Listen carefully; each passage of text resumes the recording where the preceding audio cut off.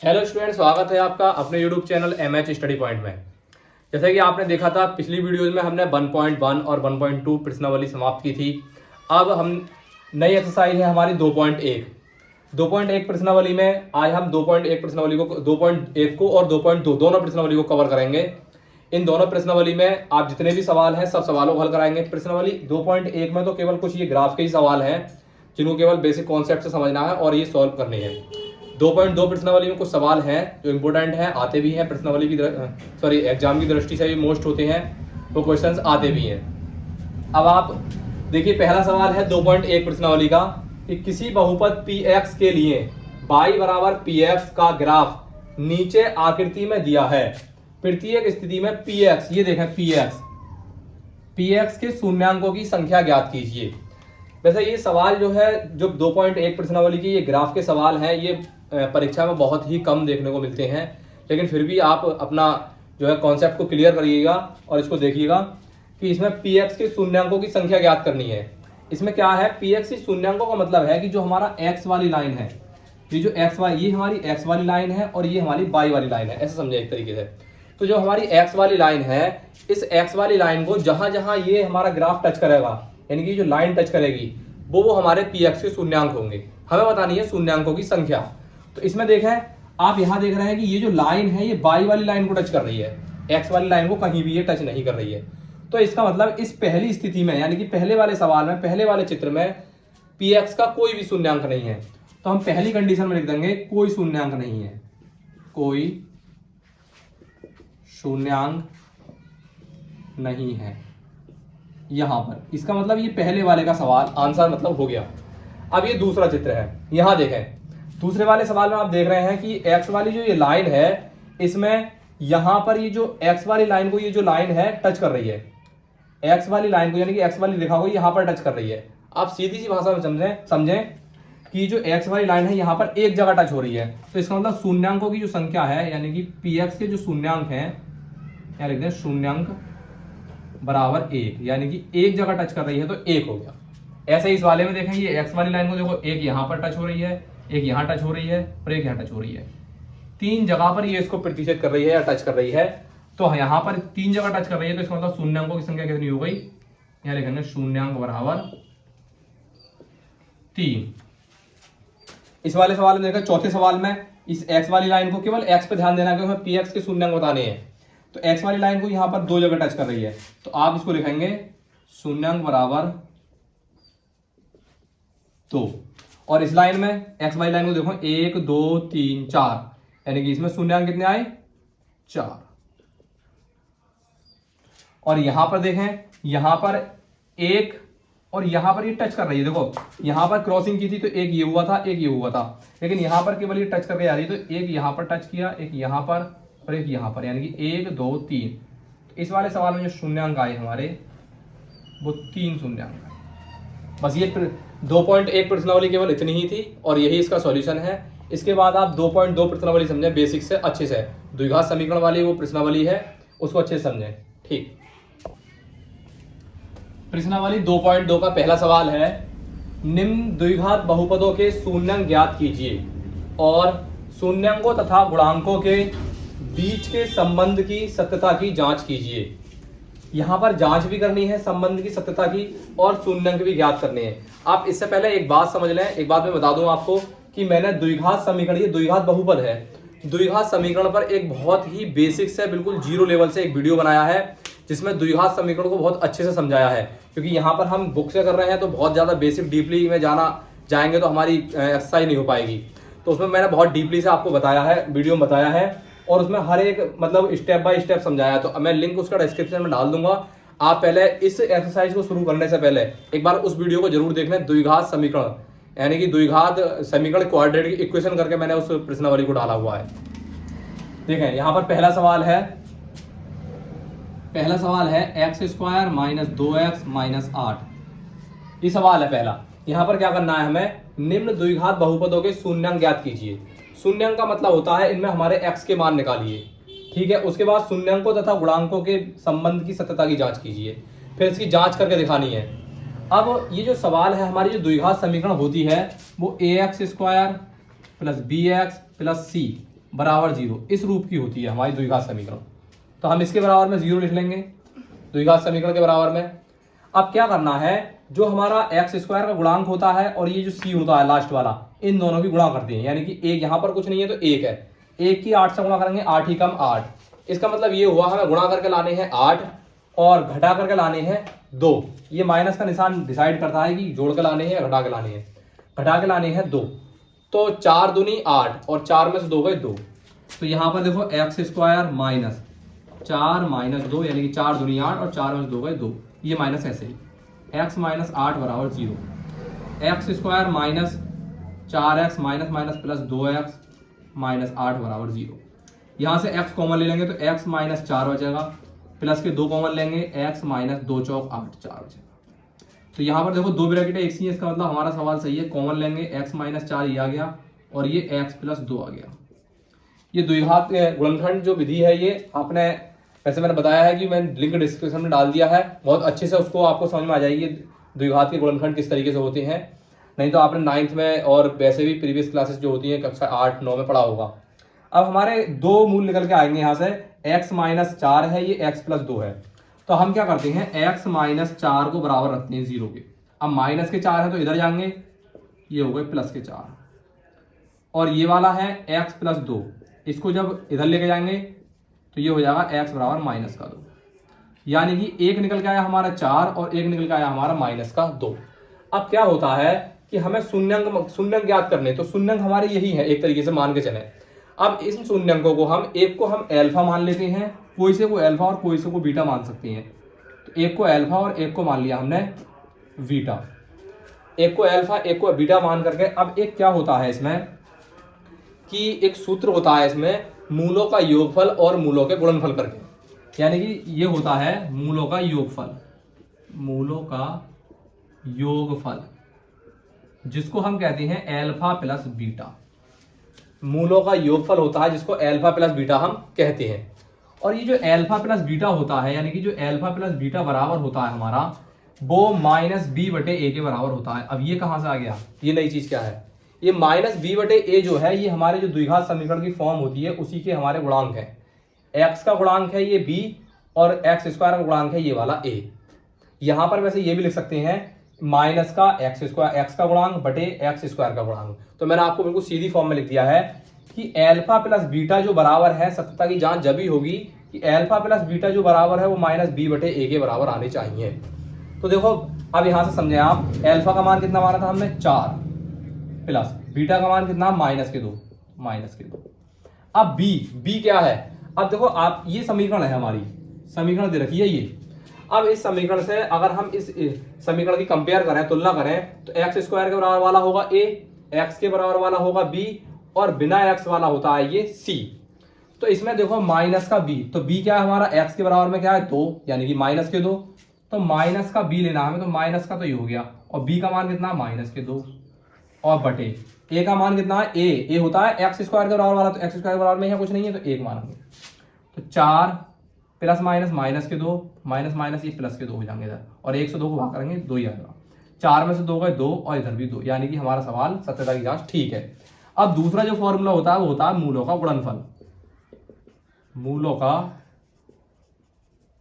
गुणनफल, और ये होता है अल्फा इंटू बीटा के बराबर। अब मूलों का गुणनफल अल्फा इंटू बीटा होता है, तो ये अल्फा इंटू बीटा जो होता है ये जो होता है ये होता है हमारा सी बटे ए, या हम इसको ऐसे कह सकते हैं अचर पद जो होता है हमारा बटे एक्स स्क्वायर का गुणांक। तो अचर पद हमारा ये होता है सी जिस पर कोई एक्स या वाई लगा हुआ नहीं होता है, और ए जो होता है वही एक्स स्क्वायर का गुणांक होता है। तो इसमें अचर पद क्या है हमारा 8 यानी 8, तो 8 के साथ साथ ए स्क्वायर, ए क्या है हमारा ये यहाँ पर 1। तो अल्फा का मान कितना है देखो रखेंगे 4, बीच में गुणा का निशान है, इंटू का मतलब गुणा, और बीटा का मान है माइनस के 2। सी क्या है, सी है माइनस का 8। ए क्या है, ए यहाँ पर 1 है तो 1 लगाएंगे। 4 की गुणा माइनस के 2 से करेंगे 4 दूनी माइनस 8, और यहाँ पर ये माइनस 8 को 1 से भाग करके ये आएगा। तो सत्यता की जांच ठीक आई। इसका मतलब हमारा जो पहला वाला सवाल था उसका संपूर्ण सॉल्यूशन ये निकल के आ गया। ऐसे ही हम बाकी के सारे के सवाल सॉल्व करेंगे। इसमें कुछ नहीं, बस गुणनखंड कीजिए इसके, और इस तरीके से ये अल्फा बीटा के मान रख करके आसानी से सवाल हो जाता है। बिल्कुल बेसिक से मैंने उस वीडियो में बताया है। अगर आपको थोड़ी सी इनमें कुछ कन्फ्यूजन हो रही है तो आप एक बार, मैंने लिंक डिस्क्रिप्शन में डाल दिया है, उस वीडियो को जरूर देख लें। ठीक है, इसके बाद सेकंड सवाल देखें। अगला सवाल है सेकंड सवाल इसका, 4s square minus 4s plus 1 यानी कि 4s square minus 4s plus 1 बराबर 0 मान लेंगे। अब इसमें क्या है, मैंने बताया था a वाले पद की और c वाले पद की करते हैं गुणा, तो 4 एकम 4, इसका मतलब ये हुआ कि गुणा करके तो लाना है हमें 4, और यहां पर क्या है प्लस का निशान, तो प्लस के जोड़ के कितने लाने हैं हमें 4, यानी गुणा करके भी 4 लाने हैं और जोड़ के भी 4 ही लाने हैं, 2 दूनी 4। इससे हमारा पेयर बन जाएगा, तो यहां लिखेंगे 4s स्क्वायर माइनस 2 प्लस 2 और ये वाला s प्लस 1 बराबर 0। अब ये 4s स्क्वायर माइनस अंदर जाएगा तो माइनस का 2s माइनस प्लस माइनस फिर माइनस का 2s प्लस 1 बराबर 0। यहां से देखें 2s कॉमन ले लेंगे क्योंकि 2 इसको भी काटेगा और इसको भी काटेगा, 2s कॉमन ले लेंगे, यहाँ बचेगा s माइनस 2 दूनी 4 होता है ना, 2s कॉमन लेंगे तो ये हो जाएगा 2s माइनस 2s ही कम 2s। अब यहाँ से देखा दोनों जगह से कुछ कॉमन नहीं है तो माइनस का 1 कॉमन लेंगे, तो 2s ही कम 2s और 1 ही कम माइनस का 1, क्योंकि माइनस का कॉमन है तो प्लस माइनस माइनस। एक ब्रैकेट बनेगी 2s माइनस 1 की और एक ब्रैकेट बनेगी 2s माइनस 1, यानी कि दोनों ब्रैकेट एक जैसी क्यों बनी है, क्योंकि यहाँ पर जो हमारे ये लिए हैं जोड़ कर लाने घटा कर लाने वाले गुणांक जो लिए हैं ये बिल्कुल सेम है। तो इसको 2s माइनस 1 बराबर 0 के रखेंगे, 2s बराबर माइनस का 1 इधर जाएगा प्लस का 1 और s बराबर हो जाएगा 1/2। ऐसे ही 2s माइनस 1 बराबर 0, 2s बराबर माइनस का 1 इधर का प्लस का 1 हो जाएगा और s बराबर हो जाएगा 1/2। यहाँ तक ठीक है, यानी कि एक हमने कहा था ये जो s के मूल्यांक निकल के आते हैं इसको एक को अल्फा के बराबर मान लेते हैं और एक को बीटा के बराबर, कोई से को अल्फा कोई से को बीटा मान सकते हैं। अब वही सत्यता की जांच के लिए हम क्या करेंगे, मूलों का योगफल क्या होता है अल्फा प्लस बीटा, ये मिट गया था, अल्फा प्लस बीटा, अल्फा का मान कितना है देखो 1/2 प्लस बीटा का मान भी 1/2 है। अब यहां पर माइनस b/a, क्या होता है x का गुणांक, तो x का गुणांक कितना है, x मतलब इस बिना स्क्वायर वाला जो होता है, तो इसका गुणांक कितना है माइनस का 4, तो माइनस यहां पर और माइनस के 4 लो बटे, अब माइनस का 4 यहां पर है माइनस ही वहां पर, तो माइनस माइनस प्लस हो जाएगा बाद में। अब बटे में a है तो a का गुणांक कितना है 4, तो बटे में ये 4। अब आधा प्लस आधा कितना हो गया 1 और माइनस माइनस प्लस के 4/4, तो 4 ही कम 4, 1 बराबर 1। इसका मतलब हमारी सत्यता की जांच ठीक है। अब यहां लिखेंगे मूलों का गुणनफल,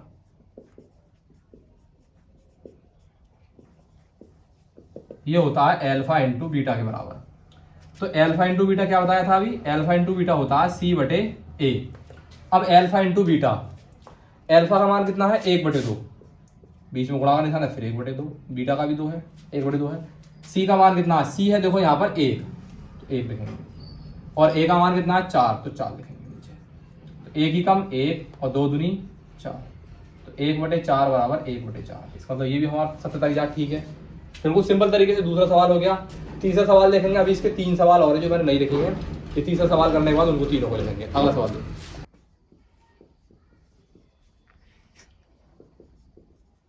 ये सवाल देखें, ये सवाल कई बार परीक्षा में भी आ चुका है, यूपी बोर्ड की परीक्षा में भी और सीबीएसई बोर्ड में भी। ये सवाल है 6x square minus 3 minus 7x। अब इसमें क्या है, आप इसको देखें कि हमारी जो स्टैंडर्ड फॉर्म है वो है ax square plus bx plus c, पहले एक्स स्क्वायर वाला पद है फिर एक्स वाला फिर बिना एक्स वाला। तो यहां देखें यहाँ एक्स स्क्वायर वाला पद है, ये बिना एक्स वाला बीच में है, तो हम पहले इसको सीधा करके लिख लेंगे या स्टैंडर्ड फॉर्म में लिख लेंगे, मानक रूप में लिख लेंगे 6x स्क्वायर और ये हमारा माइनस का 7x और माइनस के 3 बराबर 0, यानी कि ये 7x जो है हमारे बीच में लिख लेंगे, एक्स वाला पद बीच में आता है, ठीक है। इसको सीधा करके लिख लेंगे। अब सॉल्व करेंगे, सॉल्यूशन क्या है 6 गुणा करके 18 और माइनस के 7, यानी कि माइनस करके कितने लाने हैं 7, घटा के 7 लाने हैं और गुणा करके लाने हैं 18, तो 9 दूनी 18, यानी कि 9 की और 2 की गुणा करेंगे तो 18 आएगा और 9 में से अगर 2 हटाएंगे तो आएंगे 7। देखें 6x स्क्वायर माइनस 9 में से 2 गए, ये बचे 7 और x ऐसा ही माइनस 3 बराबर 0। अब ये 6x स्क्वायर ऐसा ही, ये माइनस अंदर गुणा करेगा माइनस 9 और ये x भी बाहर लग जाएगा, minus minus plus 2x minus 3 बराबर 0। यहां से देखें दोनों जगह से कॉमन लेंगे, कॉमन क्या होता है जो दोनों को भाग करे, 3 इसे ही भाग करेगा इसे ही भाग करेगा, 3x यहाँ भी है यहाँ भी है, कॉमन ले लेंगे। यहाँ पर 3 दूनी 6 माइनस 3 3 9। अब यहाँ देखें इन दोनों जगह से ऐसी कोई संख्या नहीं है जो इसे ही भाग करे और इसे भाग करे, क्योंकि 2 और 3 खुद अभाज्य संख्याएं हैं, तो इन्हें कौन भाग कर सकता है, तो 1 करेगा इनको भाग। जहां तक कुछ कॉमन नहीं आए वहां से हम 1 कॉमन लेते हैं, तो जहां से 1 कॉमन लेंगे अंदर संख्या पूरी ऐसे ही लिख देते हैं। तो ये दोनों ब्रैकेट एक जैसी, इसका मतलब सवाल ठीक है। 2x माइनस 3 और एक 3x प्लस 1 और बराबर में 0। अब इनको क्या करते हैं, 2x माइनस 3 को बराबर रखेंगे 0 के, माइनस के 3 इधर जाएंगे, प्लस के 3, x बराबर 3/2। यानी कि एक बात समझे, माइनस के 3 प्लस के हो गए और ये जो x का मान निकालने की 2 गुणा में है ये बटे में आ जाएंगे, तो 3/2 हो जाएगा। ऐसा ही इधर देखें, 3x प्लस 1 बराबर 0, तो 3x प्लस का 1 इधर जाएगा माइनस का 1 और x बराबर माइनस का 1/3। कुल मिला के x बराबर यहाँ माइनस का 1/3। क्या कहा था अभी, एक को हम एल्फा बराबर मान लेंगे 3/2, एक को हम बीटा के बराबर मान लेंगे माइनस का 1/3। यहाँ तक ये आ गए हमारे शून्यांक निकल गए। शून्यांक ज्ञात कीजिए, शून्यांक निकल के आ गए हमारे, इतना सवाल हो जाता है यहाँ तक। फिर कहते हैं शून्यांकों और गुणांकों के बीच संबंध की सत्यता की जांच कीजिए। यहाँ से जांच कर देंगे, क्या है एल्फा प्लस बीटा। एल्फा का मान है 3/2 प्लस, ये मैंने पहले लिख दिया, टाइम वेस्ट ना हो इसलिए, मूलों का योगफल ये होता है और मूलों का गुणनफल ये होता है। बीटा का मान कितना है, माइनस का 1/3, माइनस का 1/3, ठीक। माइनस का बी का मान कितना है, बी क्या होता है भाई। अब कंपेयर इस वाले सवाल से नहीं होगा, कंपेयर होगा मानक रूप इससे। बी क्या होता है, बी होता है एक्स का गुणांक, तो एक्स का गुणांक कितना है, माइनस का 7। अब माइनस इसमें है, फिर माइनस का 7 बटे ए का मान कितना भाई, ए होता है एक्स स्क्वायर का गुणांक, तो एक्स स्क्वायर गुणांक कितना 6, ये हो गया 6। अब 3/2 प्लस माइनस माइनस 1/3 और ये माइनस माइनस प्लस 7/6। देखो 3 दिया 9, 2 ही कम 2/3 दूनी 6, यानी कि इसकी तिरछी गुणा करके हमने लासा ले लिया, एलसीएम ले लिया इसका, और बराबर 7/6। यहाँ से देखें 9 में से 2 गए 7 बटे और बचे बटे में 6 और ये भी 7/6 बराबर आए हैं। यहाँ लिखेंगे मूलों का गुणनफल, मूलों का गुणनफल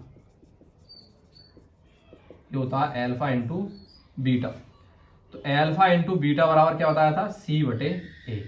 अब एल्फा का मान कितना देखें, 3/2, 3/2 भाई साहब, बीच में गुणा का निशान है, और बीटा का मान माइनस का 1/3, ठीक है। अब c बताएं, c कितना है, c है बिना x वाला पद, यानी कि 3 है c, 3, और a का मान कितना है 6। c का मान है माइनस के 3, ठीक। अब यहाँ देखें 3, यहाँ से 3 से 3 कट सकते हैं वैसे तो, माइनस का 1/2 बचेगी, 1 ही कम 1 और 2 ही कम 2, 3 ही कम 3, 3 दूनी 6, यानी कि माइनस का ये भी 1/2 बराबर आ गया। इसका तो सत्यता की जांच ठीक है। ये इसके 3 सवाल हो गए हैं, आगे के 3 सवाल देखें।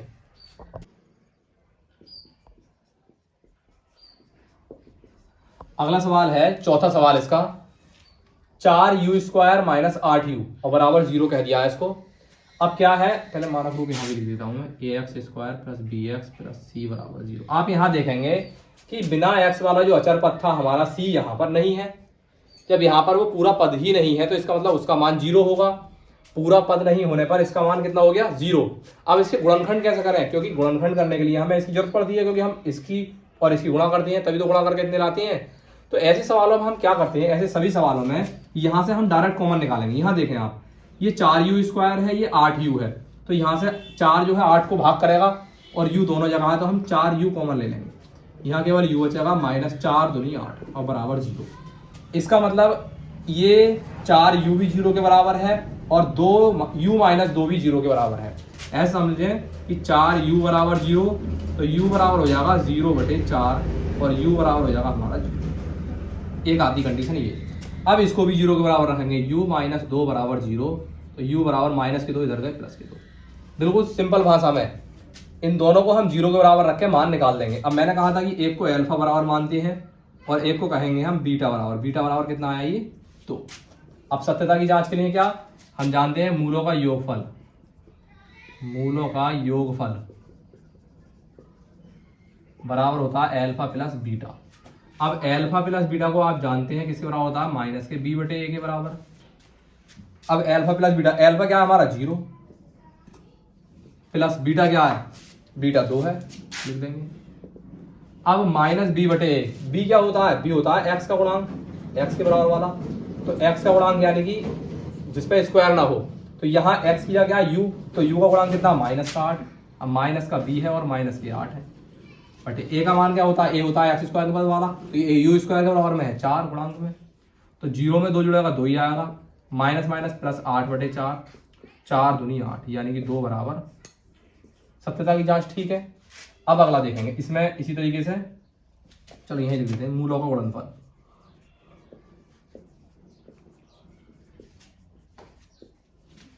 मूलों का गुणनफल ये होता है अल्फा इंटू बीटा बराबर सी बटे, अल्फा का मान इसमें कितना है, अल्फा का मान देखें 0 है, बिल्कुल 0 लगाएंगे, और बीटा का मान कितना 2 तो 2 लगाएंगे। अब सी देखें, दिक्कत यहाँ पर ये है कि सी का मान ही नहीं दे रखा, तो सी कहाँ से देखें, सी होता है बिना चर वाला पद, यानी कि बिना चर वाला यानी कि अचर पद जो होता है हमारा, तो इसमें सी है ही नहीं। जब सी नहीं है या फिर जौन सा भी पद हमारी प्रश्न इसमें समीकरण में नहीं है उसको हम 0 मान लेंगे, यानी कि कुछ नहीं, वो है ही नहीं तो इसका मतलब वो 0 है फिर, तो यहाँ लिख देंगे हम 0। और ए का मान कितना है, ए का मान है 4, तो 2 की 0 से गुणा करेंगे 0 और 4 को 0 से भाग करेंगे 0। सत्यता की जांच आ गई। यहाँ तक ये सवाल हमारा ठीक है और यही इसके शून्यांक है 0 और 2।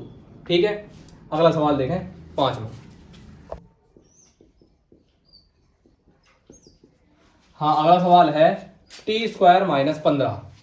अब इस सवाल में क्या है, इस सवाल में आप देखोगे ये x वाला गुणांक नहीं है या x नहीं है, मतलब तो जब x वाली संख्या नहीं है तो ऐसे वाले सवालों को भी हम क्या करेंगे, इनके भी गुणनखंड होंगे, इनके भी शून्यांक निकलेंगे। कैसे, आप ध्यान से समझो कि आप अगर मैं इसे इस तरीके से लिख दूं t² - √15 का वर्ग, 15 का वर्ग, यानी कि √15 का वर्ग का मतलब है कि अंडर रूट वाली संख्या का अगर हम वर्ग करते हैं तो उस पर से अंडर रूट हट जाता है। ठीक है, अब इस पे से अंडर रूट हट के 15 ही तो आएगा, तो इसका मतलब 15 को ही तो मैंने अंडर रूट 15 का वर्ग लिख दिया है, यानी कि ये वाली संख्या ही ये वाली संख्या है, बस इसका थोड़ा सा रूप चेंज कर दिया है।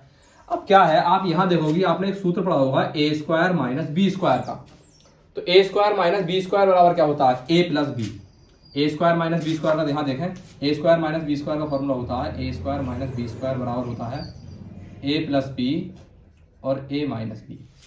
इधर से देखें, यानी कि a² - b² का जो फॉर्मूला होता है a + b a - b। अब ये a² - b² का फॉर्मूला बन गया। अब यहाँ पे फॉर्मूला बन गया तो हम लिख देंगे a + b, a की जगह कितना t प्लस b की जगह कितना √15, तो t + √15 और a बन गया a - b यानी कि t - √15 और बराबर में 0। अब 0 बराबर रखेंगे, t + √15 बराबर 0, प्लस के √15 इधर जाएंगे, माइनस के √15, एक ब्रैकेट। अब दूसरा ये वाला रखेंगे t - √15 बराबर 0, तो t बराबर माइनस का √15 इधर प्लस का √15, तो एक मान हमारा अल्फा का कहलाएगा और दूसरा मान हमारा बीटा का कहलाएगा। कोई से को अल्फा कोई से को बीटा कह सकते हैं, यानी कि हम कहें अल्फा बराबर माइनस √15 और बीटा बराबर कहते हैं प्लस का √15। प्लस को शुरू में लिखने की जरूरत पड़ती नहीं है क्योंकि जो संख्या पे कुछ लगा हुआ नहीं है उसमें प्लस ही माना जाता है। अब यहाँ आ जाए, अब सत्यता की जांच के लिए मूलों का योगफल अल्फा प्लस बीटा लिखा हुआ है, ये है अल्फा का मान कितना है √15 प्लस, अब बीटा का मान कितना है, सॉरी माइनस का, बीटा का मान, एक को अल्फा एक को बीटा मान लेना, तो हमने मान लो अल्फा इसको मान लिया बीटा इसको मान लिया है, एक ये मान निकल के आए हैं, तो अल्फा हमने इसको मान लिया है माइनस का √15 इस तरीके से, और बीटा हमने इसको मान लिया है तो बीटा √15। ठीक है, तो अल्फा का मान है माइनस के √15 और बीटा का मान प्लस के √15, √15 ये हो गई। अब बी, अब इस सवाल में आप देखें बी क्या होता है, एक्स वाला पद, एक्स वाला पद ही नहीं है, जो मैंने पिछले सवाल में बताया था कि जो पद नहीं है उसके लिए आप 0 लिखो, बटे माइनस का 0 या 0 एक ही बात है, बटे ए क्या होता है x² गुणांक, अब स्क्वायर इस पर टी पर, तो टी का गुणांक क्या है 1, तो 1 लिखेंगे। अब √15 प्लस के √15 माइनस के, तो इससे ही कट जाएंगे क्योंकि √15 प्लस के में से माइनस के तो 0 बचा, 1 को 0 से भाग करेंगे 0, खत्म कहानी आता। नीचे देखें अल्फा का मान माइनस √15 बीच में गुणा, बीटा का मान √15 प्लस के, सी क्या है, सी होता है बिना एक्स वाला पद, बिना एक्स वाई वाला पी है 15, पी कितना माइनस का 15, देखो माइनस का 15, और ए का मान कितना है ए x² गुणांक यानी कि t² गुणांक ए। अब देखो जब भी कभी मैंने बताया था किसी वर्गमूल वाली संख्या का हम वर्ग करते हैं या फिर वर्ग के बाद वर्गमूल दो एक जैसी वर्गमूल वाली संख्या को गुणा करते हैं तो क्या होता है कि उन पर से वर्गमूल हट जाता है और स्क्वायर करते समय भी वर्गमूल हट जाता है। अब इन दोनों एक जैसी वर्गमूल वाली संख्याओं की हम गुणा करेंगे तो माइनस तो ऐसी रहेगा, वर्गमूल 15 गुणा करेंगे तो 15 निकल जाएंगे बाहर। अब 1 से माइनस के 15 को भाग करेंगे तो माइनस के 15, ये भी सत्यता की जांच क्लियर हो गई। सवाल ठीक है। इसके बाद अगला सवाल देखें, छठा वाला,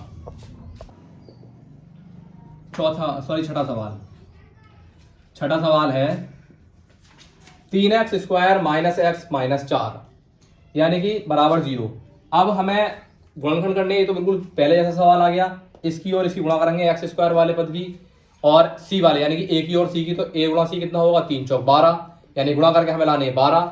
माइनस का निशान है तो माइनस का निशान है, इसका मतलब घटा के लाने हैं, तो घटा कितने लाने हैं 1 एक्स, तो यानी कि 1, तो गुणा करके 12 और घटा के लाना है 1, तो 4 किया 12 और 4 में से 3 गए 1 बचा। तो यहाँ देखें 3x square minus 4 minus 3x बराबर -4 बराबर 0। 3x स्क्वायर ऐसे ही, इस x की जगह 4 माइनस 3, 4 में 3 गए 1 बचा, एक x लिख दें या x लिख दें एक ही बात होती है, -4 बराबर 0। ये 3x स्क्वायर माइनस अंदर गुणा करेगा -4x minus minus plus 3x -4 बराबर 0। यहाँ से देखें, यहाँ देखो दोनों जगह पर x है। अब कॉमन की अगर हम बात करें तो भाग करना होता है कॉमन लेना किसी चीज को, तो अगर मैं कुछ भी लूँ तो 3, तो अगर जिससे 3 डिवाइड हो जाएगा भाग हो जाएगा, वो 2 नहीं 4 नहीं हो पाएगा, 3 ले लेंगे कॉमन 4 नहीं कटेगा, 2 ले लें तो 4 तो कट जाएगा लेकिन 3 नहीं कटेगा, पॉइंटों में हम लिखेंगे नहीं। तो हम क्या करेंगे यहाँ से x कॉमन ले लेंगे खाली, यहाँ हो जाएगा 3x माइनस 4 प्लस, यहाँ देखो दोनों जगह से फिर यहाँ से भी कुछ कॉमन नहीं है तो 1 ले लेंगे 3x माइनस 4, तो ये दोनों ब्रैकेट एक जैसी, तो ये जाएगा 3x माइनस 4 एक ब्रैकेट हो गई और x प्लस 1 एक ब्रैकेट हो गई बराबर 0। अब 3x माइनस 4 बराबर 0, 3x माइनस के 4 इधर गए प्लस के 4। अब x का मान निकालेंगे तो 4/3, x का एक शून्य निकल आया। अब दोबारा में रखेंगे x प्लस 1 को 0, तो x प्लस का मान इधर आ गया माइनस का मान हो गया। तो इसमें देखें आप, एक को कह देते हैं हम एल्फा का मान, एल्फा बराबर 4/3, और एक को कहते हैं हम बीटा का मान, तो बीटा बराबर माइनस का मान। दोनों मान निकले, अब यहाँ रख देंगे जांच के लिए। एल्फा क्या है, एल्फा है 4/3 और बीटा का मान है माइनस का 1, तो बीटा की जगह -1। अब देखें b/a, b क्या होता है अभी, b होता है x का गुणांक, कुछ नहीं है तो 1 माना जाएगा। तो यहाँ पर माइनस तो यहाँ पर b के लिए है और माइनस का यहाँ पर 1 है। क्यों है माइनस का 1, क्योंकि यहाँ पर ये माइनस है। a क्या है, a होता है स्क्वायर का गुणांक, तो ये 3 है 3। अब 3 की गुणा करेंगे तो 4 माइनस 3 एकम 3/3, minus minus plus 1, minus minus plus का 1/3, 4 में से 3 गए, 4 में से 3 गए 1 बचा और बटे में 3 बराबर 1/3। यहाँ तक सत्यता ठीक हो गई। गुणा में देखें, गुणा में हम क्या करेंगे, एल्फा का मान 4/3 बिल्कुल ऐसे रख देंगे गुणा, बीटा का मान -1 बिल्कुल ऐसे रख देंगे। सी क्या है, सी कितना है इसमें, सी है 4 माइनस का 4, बिना चर वाला यानी कि अचर पद जो हमारा 4 है, तो -4 रखेंगे बटे ए क्या है, ए है हमारा 3, तो बटे में 3 रखेंगे, बिल्कुल सही। गुणा सीधी सीधी होती है, माइनस के 1 की 4 से गुणा होगी, माइनस के 4 एकम 4 बटे में ये वाले 3 बराबर -4/।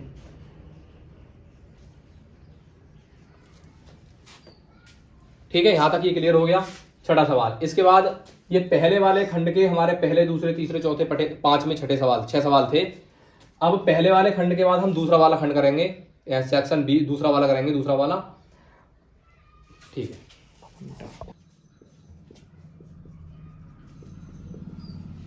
अगला सवाल देखें सेक्शन 2 का यानी कि दूसरे खंड का। इसमें कहा है एक द्विघात बहुपद ज्ञात करो, यानी कि हमें एक द्विघात समीकरण या द्विघात बहुपद बना के देना है। इसके बाद जिसके शून्यांकों के योग तथा गुणनफल क्रम से दी गई संख्याएं हैं। क्रम से का मतलब है कि पहले योग कहा है तो पहली वाली संख्या योग है, बाद में गुणनफल कहा है तो बाद वाली संख्या गुणनफल है। यानी कि हमें एक द्विघात बहुपद बना के देना है जिसमें द्विघात बहुपद में शून्यांकों का योग और गुणनफल दे दिया है। अब योग और गुणनफल दे दिया तो इसका मतलब ये है, ये पहला वाला जो है ये हमारा योग है और ये जो दूसरी वाली संख्या है ये हमारा गुणनफल है। इसी तरीके के 6 सवाल हैं, बिल्कुल इजी मेथड से करेंगे आसानी से। तो आप देखो योग दे रखा है तो एल्फा प्लस बीटा दे रखा है, इसका मतलब योग दे रखा है तो ये है 1/4। अब ये दूसरा एल्फा इंटू बीटा गुणनफल दे रखा है तो गुणनफल है हमारा -1। पहला वाला पद है योग तो एल्फा प्लस बीटा है और दूसरा वाला मान है गुणनफल, तो गुणनफल हमारा कितना है -1। अब क्या करेंगे, इससे हमें एक द्विघात बहुपद बनाना है। आप बस द्विघात बहुपद बनाने के लिए इस समीकरण को याद रखें। ये तो हमारा मानक रूप है, समीकरण है हमारी द्विघात बहुपद की। क्या समीकरण है, x² minus alpha plus beta x plus alpha into beta बराबर 0। आप इस समीकरण को नोट कर लीजिए। बस इसी समीकरण से ये सारे के सारे सवाल हो जाएंगे और इस तरह के सभी सवाल हो जाएंगे। सवाल में कहा है द्विघात बहुपद ज्ञात कीजिए। तो आप यहाँ देखें हमारा अल्फा प्लस बीटा ये है और अल्फा इंटू बीटा दे रखा है। तो द्विघात बहुपद यहाँ लिख देंगे, द्विघात बहुपद, बहुपद क्या है हमारा x square minus alpha plus beta. Alpha plus beta कितना दे रखा है 1/4। तो भाई अल्फा प्लस बीटा ये रख देंगे 1/4 और ये वाला x plus alpha into beta, alpha into beta ये कितना रखेंगे -1 और बराबर में 0। अब देखें x square minus 1/4 x plus minus -1 बराबर 0। या तो आप यहीं पर आंसर छोड़ सकते हैं और चाहे तो आप लासा लेकर के एलसीएम लेकर के इसकी तिरछी गुणा या क्रॉस मल्टीप्लाई कर देंगे। 4 की देखो इधर गुणा होगी तो 4x स्क्वायर होगा माइनस ये 1x, 4 जिसके बटे में है उससे गुणा नहीं होगी, सिर्फ अदर वालों से होगी, दूसरे वालों से। तो 4 ही कम 4 बराबर बटे में सबके 4, क्योंकि 4 की इससे गुणा होगी, इससे गुणा सबके बटे में 4 आ गए और ये 4 चले जाएंगे 0 में। तो समीकरण बनी हमारी 4x स्क्वायर माइनस 1x, या 1x को हम खाली x भी लिख सकते हैं -4 बराबर 0। या आप यहाँ आंसर छोड़ सकते हैं। ठीक है, पहला सवाल हो गया। इसके बाद दूसरा सवाल देखेंगे, बिल्कुल इसी मेथड से सब सवाल करेंगे। अगला सवाल है √2 और 1/3। अब पहले ही सवाल में कह दिया शून्यांकों के योग, यानी कि पहले वाले को तो आप योग कहें और तथा गुणनफल दूसरे वाले को अपने आप ही गुणनफल कह दें। तो यहाँ पर देखो अल्फा प्लस बीटा का मान कितना है √2 और अल्फा इंटू बीटा का कितना है 1/3। फिर यहीं से द्विघात बहुपद बना देंगे। क्या बनेगा हमारा द्विघात बहुपद, देखो x square minus alpha plus beta का मान कितना है √2 और x plus alpha into beta कितना है 1/√3 बराबर 0। अब या तो सवाल को हम यहाँ पे भी छोड़ सकते हैं जहां हमने सॉरी √3 नहीं है 3 है जहां पर ये है, या फिर लासा ले लेंगे। तो लासा यहाँ पर 3 अगर हम लासा लें तो हो जाएगा 3x स्क्वायर, 3 की दरगुणा होगी तो ये -3 √2x प्लस 1 बराबर 0 और ये 3 चले जाएंगे 0 में। 3x square minus 3 √2 minus 3 √2x plus 1 और बराबर 0। ये समीकरण हो गई हमारा आंसर। इसके बाद अगला सवाल देखें, सवाल नंबर 3 0, √5। अगला सवाल है तीसरा वाला। इसमें कहा है इसमें कहा है कि योगफल 0 है तो गुणनफल कितना है √5। अब वही कहानी है अल्फा प्लस बीटा 0 और अल्फा इंटू बीटा कितना हमारा √5। तो हम लिख देंगे द्विघात बहुपद, वही तो बनाना है हमें, द्विघात बहुपद। क्या होगा एक्स स्क्वायर माइनस, ये होती है हमारी द्विघात बहुपद की समीकरण जो हमें बनानी है।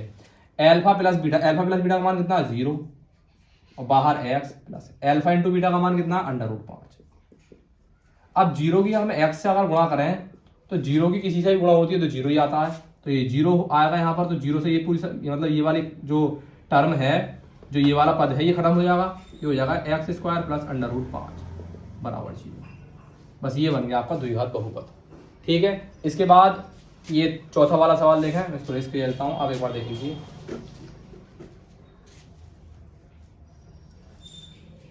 इतना ही रहने बस।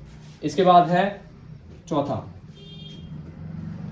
ये 1 है और ये भी 1 है, क्योंकि 1,1 कहा है तो योग है 1 और गुणनफल भी 1 ही है।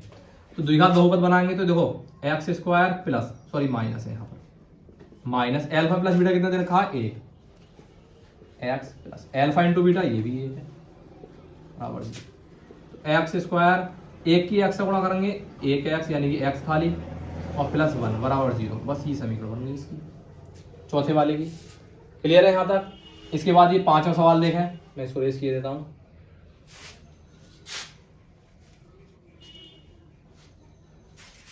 -1/4 और 1/4। अब जो अल्फा प्लस बीटा हमारा यानी कि योग है -1/4 और गुणनफल है 1/4। तो यहाँ से फिर द्विघात बहुपद बनाएंगे, x square minus alpha plus beta minus का 1/4 और ये x plus alpha into beta 1/4 बराबर 0। अब देखें माइनस और माइनस कितना हो जाएगा प्लस 1/4 एक्स प्लस 1/4 बराबर 0। अब आप देखें यहाँ बटे में है, यहाँ बटे में, या तो यही आंसर छोड़ सकते हैं, चाहे तो यहाँ से ले लें हम लासा। जब 4 लासा लेंगे तो यहाँ गुणा होगी 4x स्क्वायर प्लस ये 1x प्लस 1 और बराबर 0। ये 4 यहाँ बटे में है, इधर 0 में चले जाएंगे तो इधर हो जाएगा 4x स्क्वायर प्लस 1x, ये खाली x भी कह सकते हैं, प्लस 1 बराबर 0। इसका ये आंसर हो गया। ठीक है, अब हमारा लास्ट सवाल आता है छठा 4,1 और ये सवाल इस प्रश्नावली का लास्ट सवाल है, 2 प्रश्नावली का। ठीक है,